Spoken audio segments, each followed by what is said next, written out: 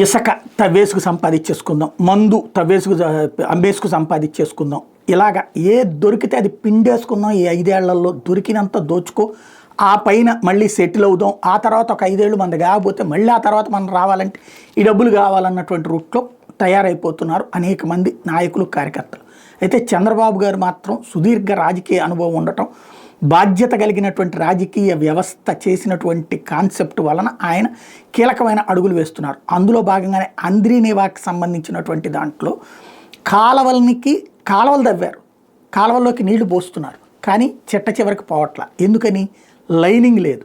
అంటే నీళ్లు మట్టిలోకి పోస్తే మట్టిలో ఇంకిపోతాయి, 100కి 60-70% ఇంకిపోతాయి, మిగతా 30% అవతలకి వెళ్తాయి. అది చివరి దాకా చేరవు.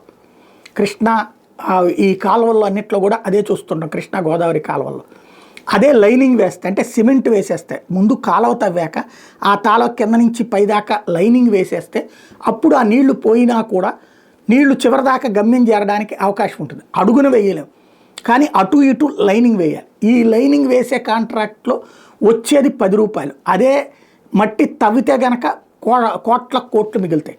దీంతో అంద్రీనివా విషయంలో సొంత పార్టీకి సంబంధించినటువంటి వాళ్ళే సైజు పెంచుదాం సార్ కాలువ, లైనింగ్ వద్దని చెప్తుంటే చంద్రబాబు అలాంటి ఫైల్ని అధికారులు కూడా తయారు చేసి బాబు గారి ముందు పెడితే, ఎట్లయితే నేను గనక రవాణా శాఖ మంత్రి గనక మళ్ళీ మోటార్ వెహికల్ ఇన్స్పెక్టర్ల చేతికి అప్పచెప్దాము, ఆటో మిషన్స్ ఉన్నా సరే అని చెప్తే, ఎలా అయితే చంద్రబాబు గారు ముందుగా కనిపెట్టి ఎందుకు పెడుతున్నారో తెలుసుకుని దాన్ని రిజెక్ట్ చేశారో, అట్లాగే ఇప్పుడు ఇది కూడా ఖచ్చితంగా లైనింగ్ ఉండాల్సిందేనని తేల్చి చెప్తూ లైనింగ్తో కూడినటువంటి ప్రాజెక్టే చేయమని చెప్పేసి ఆదేశాలు ఇచ్చారు.